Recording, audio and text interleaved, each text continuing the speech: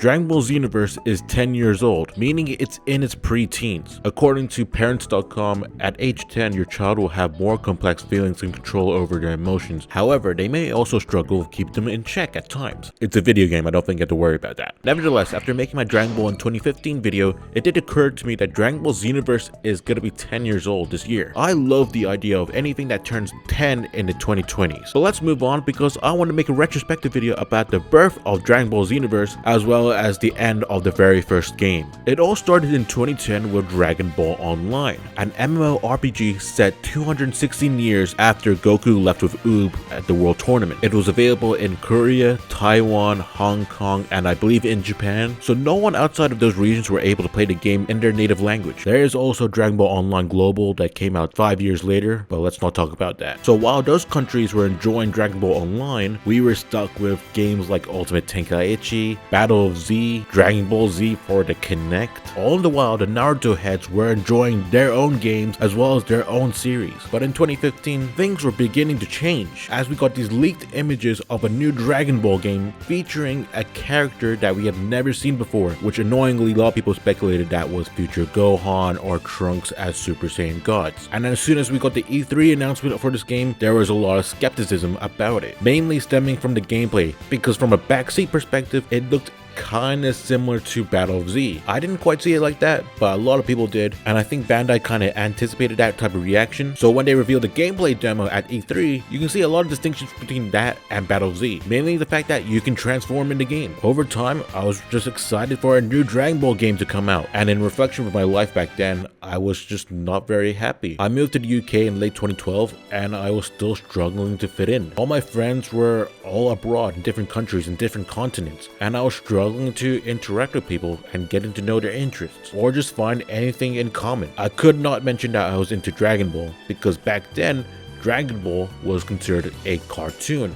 The word anime hasn't hit the mainstream yet, so I didn't want to look childish or even like a loser. Nevertheless, I did the most loserish thing. I would go on YouTube, type in the word XenoVerse, and go into filters and go to the upload section and put in the last hour. And I did this repeatedly like every 30 minutes because I wanted to see the latest news about Dragon Ball XenoVerse. This was how I was coping back then. As time passes by, we get even more news about the game, whether it be its unique story, the inclusion of GT characters, etc. And I still cannot get over that TGS trailer, especially the ending part with Chris Sabat narrating over it.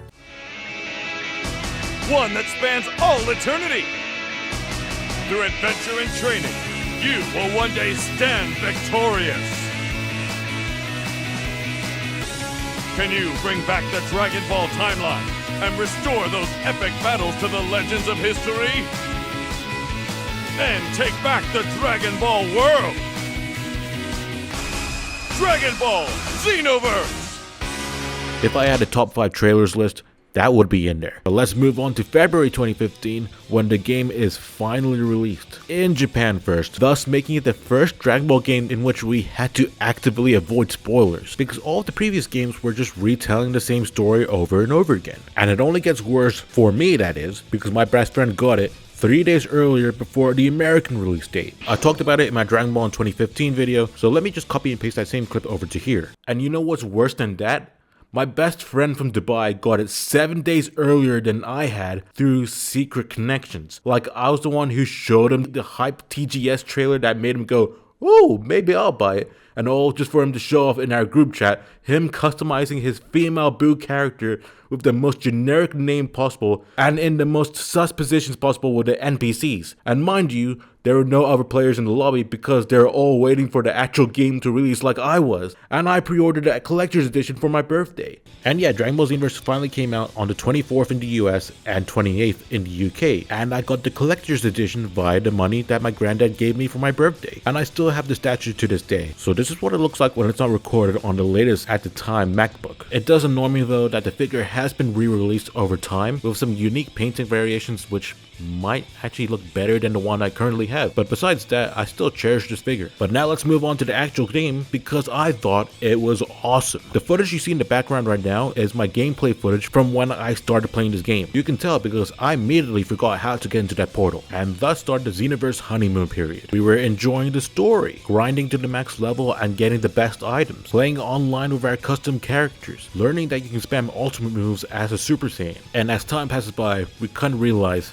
the game is a bit flawed, mainly the online and just the hit detection in general. It was so bad, and I think it kind of got worse with the DLCs, which I want to add, this is the first time that Bandai has ever done DLCs, expansions for a game that isn't like a pre-order bonus for the Dragon Ball franchise, which yeah, that's kind of momentous until someone realizes how broken Frieza's ultimate move is, and then you couple that with Super Saiyan.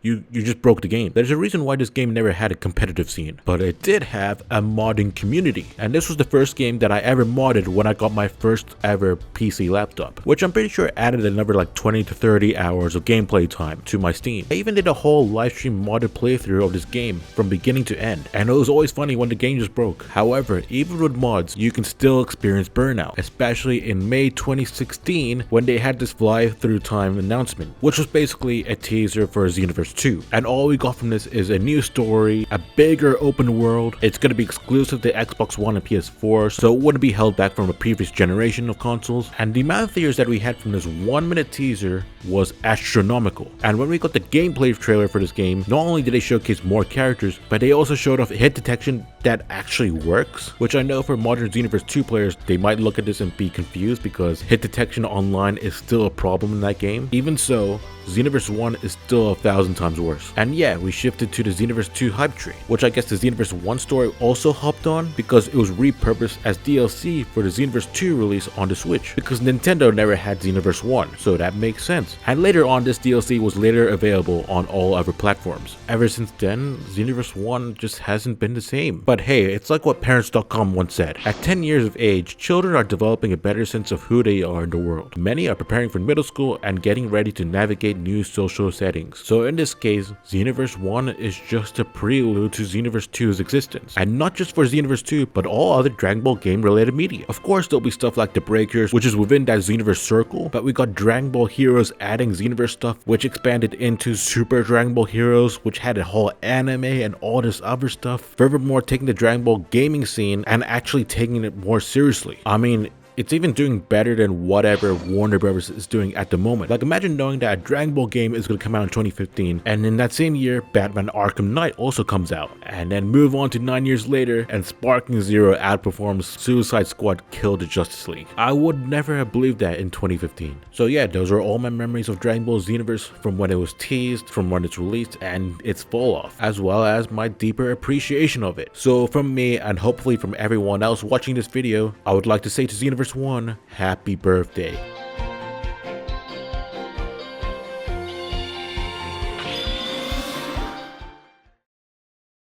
Bandai, you have the perfect opportunity to release these villainous characters as DLC. Like, what are you guys even doing?